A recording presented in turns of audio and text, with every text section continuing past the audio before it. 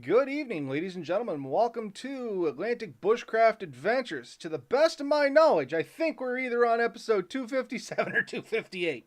Not gonna lie to you, folks, I am not firing on all cylinders. Ben is carrying most of the weight tonight. Big strong Ben there doing the best he can. But tonight we are going to be chatting. Hopefully, somebody's out there because on my live stream, all I see is a black screen. And I'm really hoping that you folks may see something other than that. But I know Oh YouTube no. has been finicky lately. So I'm going to go on Yeah. as if it was fine and hope for the best. But anyway, tonight we're going to be talking about bugs. And yes, we've talked about bugs in the past, but it's coming up on spring. The weather is changing. Figured we'd share a few stories of, some of the horrific things that we've experienced in the past, some of our worst bug stories, and maybe some tips and tricks and just reminders for you folks to maybe not end up in the same situations.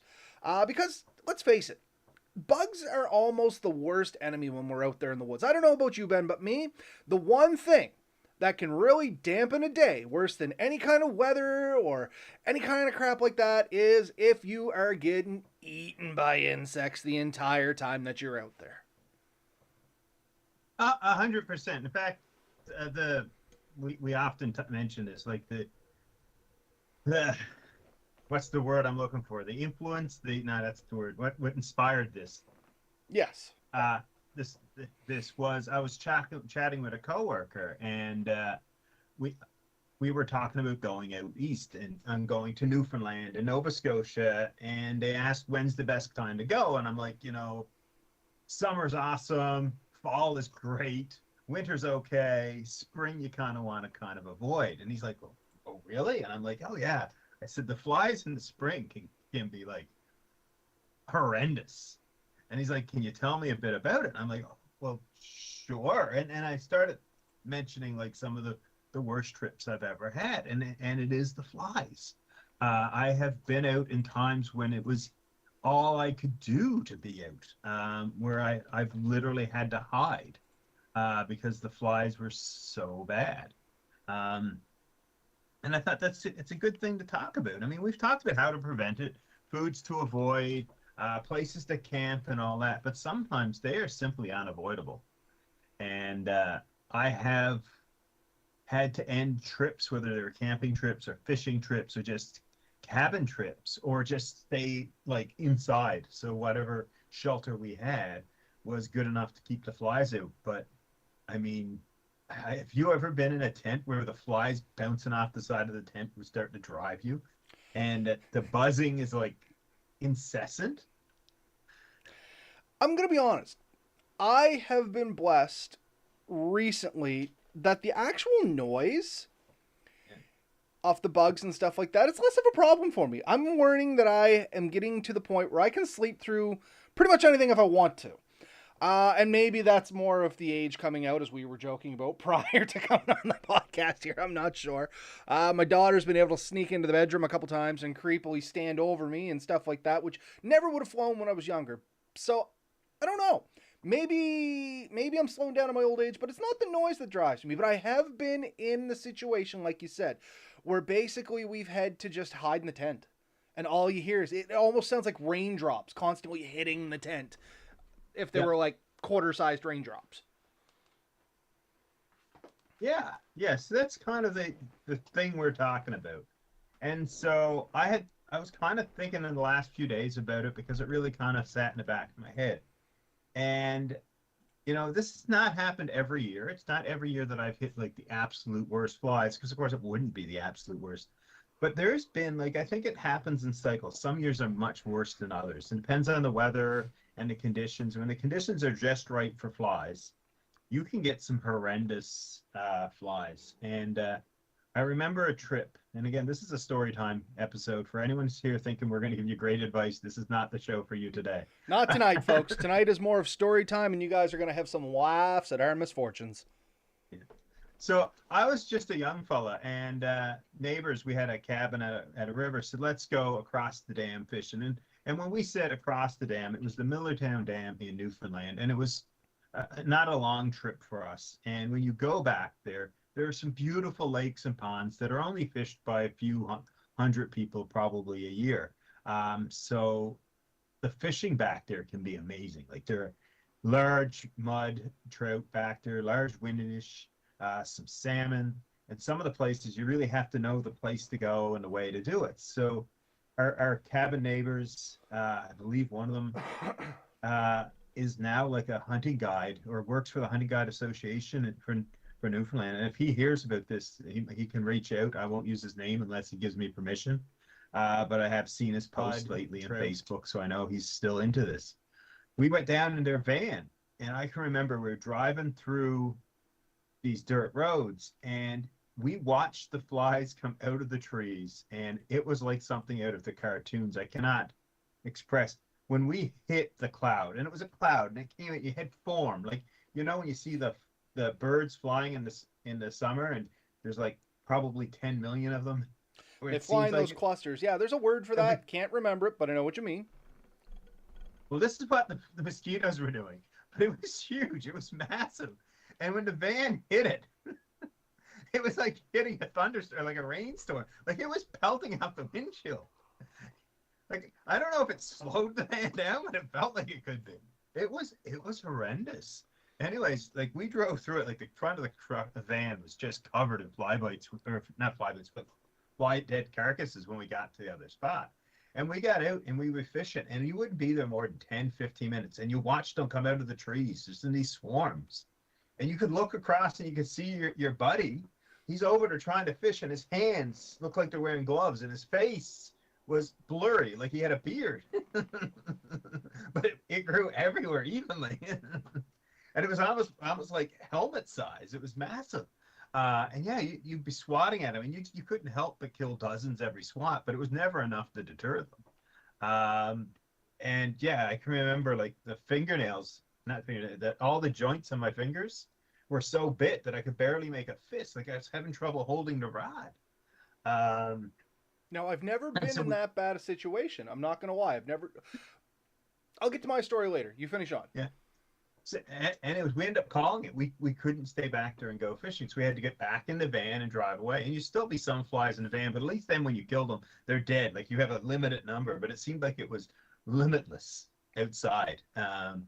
And yeah, that was like one of the worst trips, but not necessarily even my worst trip.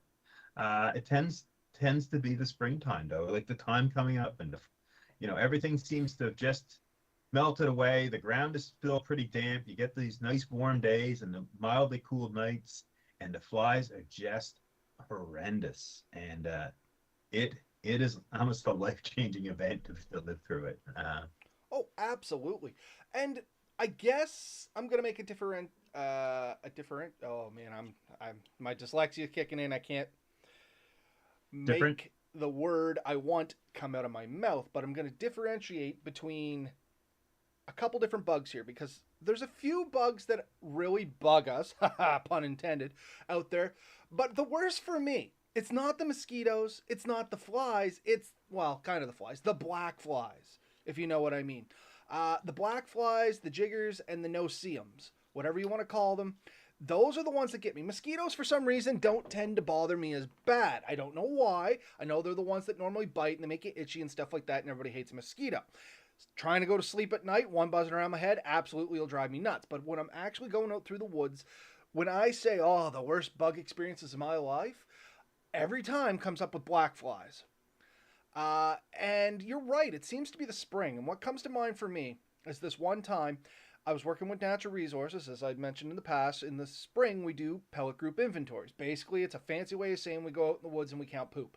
You know what I mean? We count rabbit, moose, and deer poop, just basically to see what the population's doing, see where the density is for them. It's actually one of the ways that here in Nova Scotia, we decide how many licenses we're going to issue come hunting season. If there's going to be a stipulated amount on them, if we're going to offer doe tags in an area, whatever the case may be, this is where all this information comes from. So during the spring, all these PGIs are, of course, usually in the middle of the woods. It's no good counting around buildings, or at the time it wasn't. Now I guess it doesn't matter because deer are everywhere. But at the time, you always had to go into the woods. And you're always driving up these woods roads, and you're going through all the old stagnant mud puddles, and you're constantly stirring them up, which gets the bugs going, and they're always in softwood stands. And when you get out, like you said, it's like a swarm comes over you. And in the spring, we have the joy that most times you can still wear a long sleeve shirt. Maybe not as heavy as the sweater I'm wearing now, but some sort of long sleeve shirt with a hood. And the way a PGI works is you have to pick a bearing. It's either going to be north or south, depending on where you're going. You have to walk 100 meters, and in that 100 meters, you basically put your head down, and in a 1 meter circle around you, you count all the rabbit poop. So every time you stop at this 100 meters, you're guaranteed you're stopped for about a minute, 2 minutes. You know what I mean? Because you really got to look sometimes. Sometimes you only find one or two pellets. And anybody that's seen rabbit poop before in the past, they know it's not that big and it can hide real easy. So the job is not as easy as I make it out to be, but it's still not that bad. And I can remember this one time that we were going through and we got out of the truck, and it was me and my two coworkers, and we knew it was just going to be bad. It had all the right things. We just stirred up all the water. It was hot. It was humid. You know what I mean? For a spring day, this usually goes end of April. We got to do it before green up, so yeah, it was probably around the end of April. And it was humid that day. It was warm. It was muggy. And we got out. We got hit by the swarm. And we're not even in the woods yet. We're on like the edge of the woods. And we're like, oh, God, this is going to suck. You know what I mean? So we walk into the first 100 meters. And we stop to count. And literally, I kind of stop. And just as I'm bending over, I go to breathe in. And literally, I have a hard time breathing because the bugs are just there. They're in your mouth. They're in your eyes. They're just like, and you're trying to inhale these things. And I hear what you're saying. Well, why don't you just wear netting? You know what I mean? All these mosquito nets and stuff. It's a good idea if we're in open areas. Now, pushing through heavy brush and stuff like that, because these things are, once again, through the woods, usually through softwood stands, any kind of netting that you try to wear literally gets shredded, or it's in your way and in your face and everything else. So we generally opt not to use them. We use chemical deterrents, DEET, bug repellent, whatever you want to call them. You know what I mean? They were working this time. And I mean, we drowned it ourselves in DEET. And I'm not talking like the stuff you buy at the store. And I know you can kind of relate to this. We're talking military strength DEET. Because I think the most you can get over the counter is about 30% DEET, isn't it? Yeah, probably. So this stuff was sitting at about 50% DEET, which is substantially more than what you're going to get over the counter. And literally it came from the reserves. I'm not going to say how we got it from the reserves, but we got it from the reserves. But in any case, we're covered in this stuff. And you're not supposed to put it on your skin. And I've seen this stuff eat plastic. We had it on our skin. We had it on our clothes. We had it everywhere. And literally every time you stopped, you had to take your hood and you threw it up over your face, and basically you sealed it to it was just your eyes sticking out. So you're kind of doing the old South Park thing like this, and your eyes would go down. You try to count your pellets, and even then, it was like in my eyes, in my mouth, crawling up my nose. Like you could not stop for any reason. At the time, I still enjoyed a cigar every now and then. I tried lighting one of those and trying to get the smoke to get them away. They didn't care. Like, I swear they would have flew over, slapped me, and took my cigar. That's how thick they were. You know what I mean? They're just no describing how bad the black flies were. Surprisingly enough, the mosquitoes weren't that bad. I mean, they were there, but they were so much of an afterthought compared to these black flies that it wasn't even funny. And yeah, the black flies are just atrocious. And we tried everything we could try. We had the DEET on us. We had bounce sheets on us. We had, what was it? It was, those citronella or whatever patches that you can stick all over yourself. We looked like a walking sticker pad. Didn't help in the slightest. Like at a certain point, the bugs just don't care. And I know some of our folks from around here, or not from around here, from around the globe may be like, that can't be right. You know what I mean?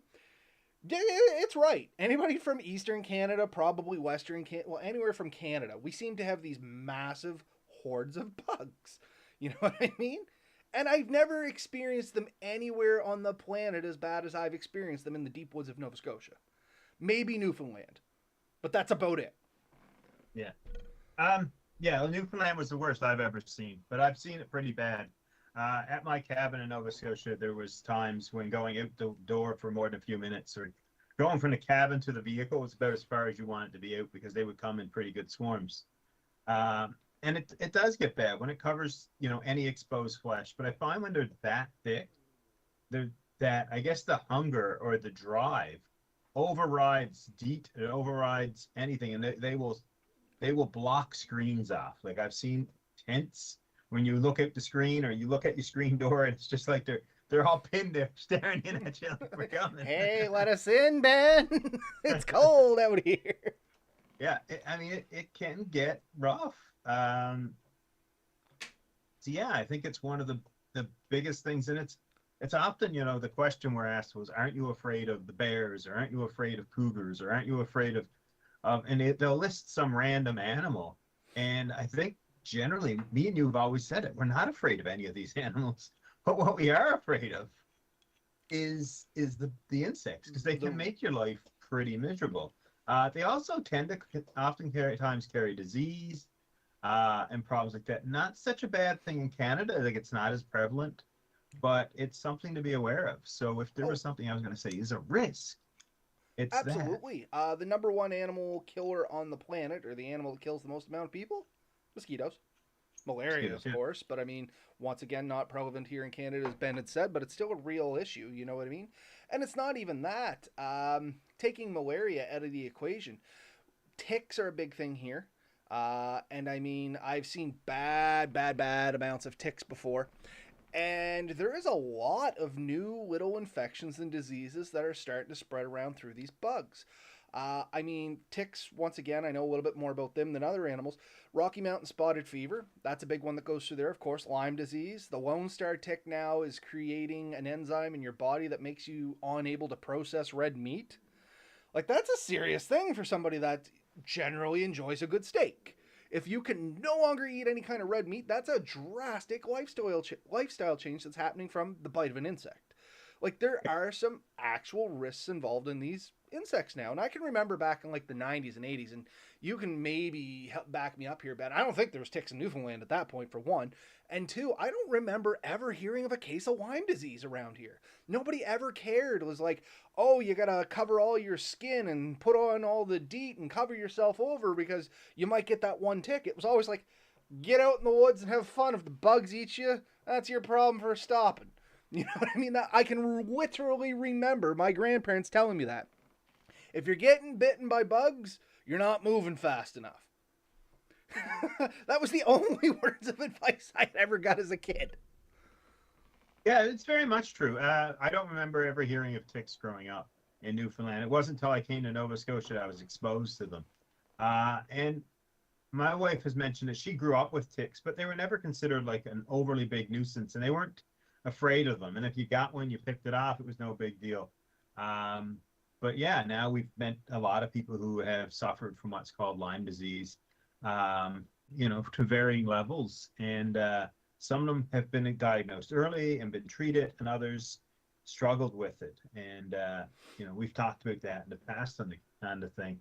And you've told a great story where you went in to help rescue an eagle and came back to the point where you had to strip your clothes off and even found ticks in your vehicle days later. Yeah.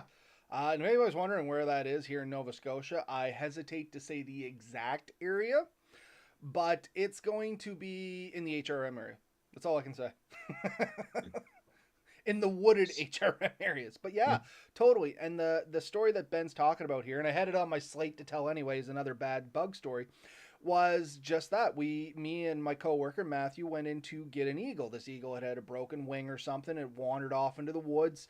And at the time, Natural Resources, we got to catch these things and we bring them to a rehabilitation center, be it Hope for Wildlife or Shubenacadie or wherever the case may be. We got to get these things looked at because it's an eagle. It's an endangered animal. You can't just let this thing wander around and die, of course.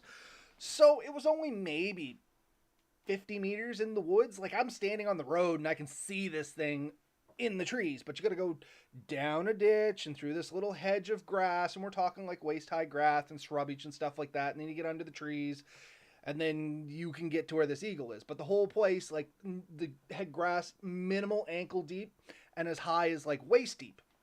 In any case, down I go, I get the net, I get this eagle in the net, I get the eagle into the cage, and I'm walking out and I put the cage on back.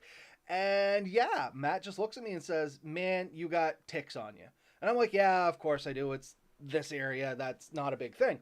And he's like, no, dude, you don't understand. You got a lot of ticks on you. You may want to give yourself a brush off. And this was still right around the time where Lyme disease was still fairly new, but it was starting to become a hot topic. You know what I mean?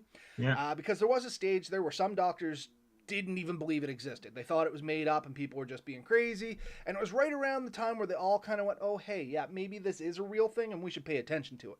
In any case, I started brushing them off my legs, and then I'm like, holy crap, I do have a lot on me, because they're not just on my legs where I thought. They're now like up my body, they're down my arms, I can feel them on my neck.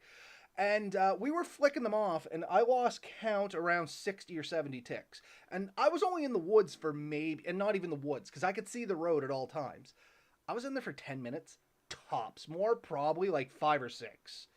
And I swear, if I call Matthew to this day and go, hey, Matt, do you want to go out to X location and find an eagle? He will literally tell me to go F myself. Because he will just be like, nah, man, I'm not going out there. There's too many ticks. That eagle, screw it. Anyway, yeah, and this is a real thing. And of course, it's only the black-legged ticks that carry Lyme disease, or so they say. And most of the ones I was flicking off, they were just the northern white-spotted tick, or whatever you want to call them. They're dog ticks.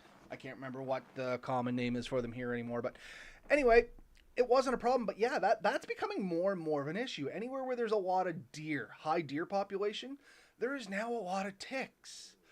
And not just ticks. We have other bugs that are out there too, like the longhorn spruce beetle, which is an invasive species. And yes, it eats trees, and that's all fine and dandy and terrible, but the suckers bite too. You know what I mean? They have a mouth, and if they get on you and you interfere with them and they feel endangered in any way, shape, or form, they will bite you. And the bite is incredibly painful. Much like a moose fly bite. You know what I mean by a moose fly, Ben? Like a house fly on steroids, about the size of a nickel? Yeah. I know you have them like crazy in Newfoundland, because that was the first time I'd actually seen a moose fly. Yeah, there's a couple that, I think we always call them horse flies, but they probably are a variant of it. And the copperheads. Do you remember copperheads, or did you get copperheads? All I can think is copperhead snakes. So what are we talking about copperheads? So there was these flies we used to get in Newfoundland, not Nova Scotia. And they would have like a metallic head. And they bit. When they bit, it hurt. I can't remember anything like that off the top of my head, but not saying it's not here. As you know, a lot of the stuff that you have in Newfoundland, it usually came off the mainland here somewhere. But yeah, in any case, what's some of the stuff that you folks can do out there to maybe not get into the same situations we do? And this is just kind of a review where the warm weather is coming up. A big thing, first step, wear brightly colored, looser fitting clothing. I don't mean like the old parachute pants and like massively oversized for you, but a little loose fitting isn't bad, because the bagginess is going to help with them not being able to bite through the clothing. Now, along with this stuff, as ridiculous as it looks, you're better off to like tuck your pants into your socks, your shirt into your pants, and kind of stay uniformly sealed, if that makes any kind of sense. And the first time I was told this, I thought it looked ridiculous, tucking my pants into my socks, until I started going out in the woods a lot. And then I realized I don't care if it looks ridiculous. It's only the trees that are going to make fun of me. I had so many less bug bites on my legs, because black flies and mosquitoes can still get up inside your pants if they're loose enough, and they'll bite your legs and have a feast, or a tick can go up there, or whatever, right? So it is worth tucking all your clothes in, and as I said, brightly colored clothing. One, it's going to be able to identify when a bug is on you, because most bugs are dark colored. And two, they seem to be a little less attracted to brighter colors, Ben, and I'm not sure why. Maybe you have a little bit more insight on this. I don't know if they talking about the color and their attractiveness. I'm trying to look up that fly for us. They're attracted to heat more than anything, and certain colors reflect heat, I believe. People always said there's certain colors that they attract and don't. We found in Search and Rescue that ticks are attracted to orange, believe it or not. Like, an orange cooler would be covered with them. Cool. I did not know that. I know when we used to do tick sweeps, all we ever used to do was like grab an old white bed sheet, drag it through the bushes, and out pops your ticks. You know what I mean? Yeah. It might have been some type of deer fly. that the copperhead is named after. From the pictures I've seen, they look similar to that. Okay. They bit they bit hard, and they don't give up. And I can remember when you kill them, like you can take the head off. They're very solid. Hmm. I'm not 100% sure, to be honest with you, Ben. I'll have to get back to you on And I that one. think what I remember as a horsefly, like you said, they're probably a little bit bigger than your middle fingernail, and they're almost all black.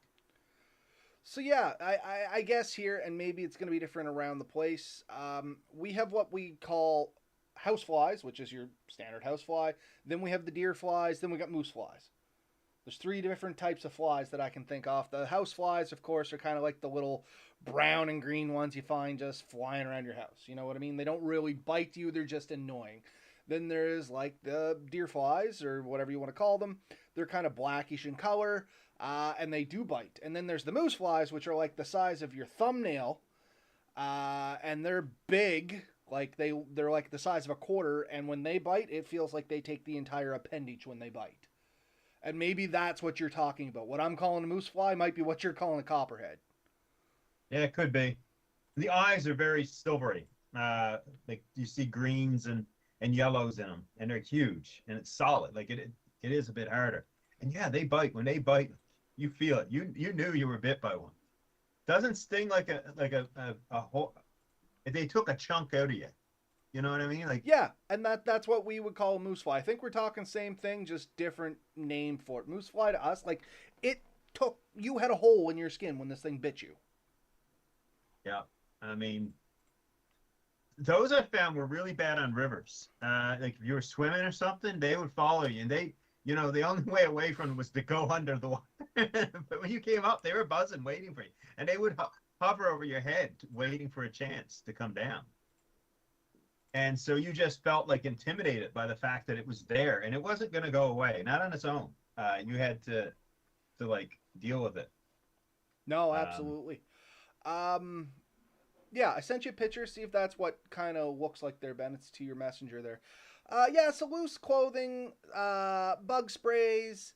I mean, do your best to try and avoid being out in the woods when the bugs are bad, and that's usually right around the start of spring, which is yeah, why we started this episode with saying the worst time to be in the woods is generally around the start of spring. It's going to be the wettest and dampest out there, which is the absolute best conditions for a lot of these insects to breed and start spreading.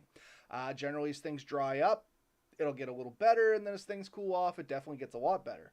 But other than that, there's times in the spring where there's really not much you can do to keep them away from you. Cover your skin as best you can, hug near your campfire, but honestly, I've seen it where even the smoke from a campfire just kind of deters them, but doesn't get yeah, rid of them. yeah. At their peak, there's very little you can do to drive them away. It really is down to a physical barrier, which the screen, the bug netting, um, or areas of really high wind. Like if you can get down on the lake and you have a good breeze over you, but like you find in the early morning and the late evening, just as it's starting to get dark, usually the wind dies down near these lakes and stuff, and they come out. They come out with a vengeance. They also seem to avoid the peak of the day. Hmm. Um, so, but yeah, when they do come out, it can be. I mean, it's not enough to stop you from potentially doing stuff, but you do need to be aware of it and aware of the risks that come with it. I think that's the important thing. Yep, and all you Uh, can do is prepare yourself the best you can. Try to avoid the busy times, and like Ben said, barrier is going to be your best case. Cover up as much as you can without worrying about, you know, overheating, basically. So long, thin, cool shirts, Gore-Tex shirts if you can get a hold of them, or like the Under Armour shirts. I can't remember what they're made out of specifically, but they tend to be a little thinner. They let air pass through, but they're a good deterrent to bugs. Downside is they're generally kind of expensive, and people don't like to beat them through the woods. So you're gonna have to weigh your options there. I got a couple knockoff brands. I think I buy them for about $15 a piece, and I love them. However, now that I get thinking of it, they're all orange. So maybe I'm gonna have to rethink that, Ben, with your new information with the ticks. But it's just something we found when you because we had a lot of orange gear, and when you put it out, like they laid like a white cooler down and an orange cooler, and they picked up the orange one. For some reason, it was covered in dicks. Um, interesting. so, but yeah, when they do come out, it can be. I mean, it's not enough to stop you from potentially doing stuff, but you do need to be aware of it and aware of the risks that come with it. I think that's the important thing. Interesting. Um, All right, I'm going to have to do a little more experimenting with this over the summer, I You believe. should experiment with colors to see if they make a difference. I don't believe that flies are necessarily generally attracted to any one color more than the next, uh, but it is something to be aware of. All righty. So, my calculation is this week or next week is our 5-year anniversary of doing this. Today was our YouTube channel birthday. Yeah. So I just got a big message on that when I signed in and that said happy birthday. But yeah, I think it's next week is our actual 5-year birthday though. I think I created the channel before we started uploading. The thing. We were in the planning phases at this point. And I also noticed I did a quick check. This is 259, because 256 is on here twice. Okay. I'll sort it out after we're done here tonight and make sure that all the numbers add up. But for me for tonight, that's basically all I had. Like I said, I'm not really firing on all cylinders. I know I'm kind of copping out here, folks, but I intend to come back a little better over the weather, not so much under the weather, and have a much more interesting episode for you. But it is still a good topic. Hopefully you folks get a few laughs out of that. And it just gets you thinking. When you get out there, kind of keep an eye on the bug situation, because if it's bad at home, it's going to be so much worse in the woods. And like we said, the only thing that really ruins a camping trip for us is the bugs. Everything else we can take in stride. Bad weather, no problem. It might be a bummer temporarily, but it rarely ruins the trip. Bugs can actually ruin a trip. I have seen bugs bad enough that we have decided not to go camping. You know what I mean? Just being like, we got there and it's just, no, it's too bad to camp here and we had to move on. Yeah. So, anyway, I think that's it for me tonight. Yes, short episode, but that just means we're making up for all the times we went over for 1 hour. So next week is going to be a mixed bag there, folks. We're not sure if Ben is going to be able to join us on the podcast or not. We're still figuring that one out. If not, like always, we have backup plans and we will put them into motion accordingly. For sure. See you the next time, regardless of what it is. Get out there and have fun. All right.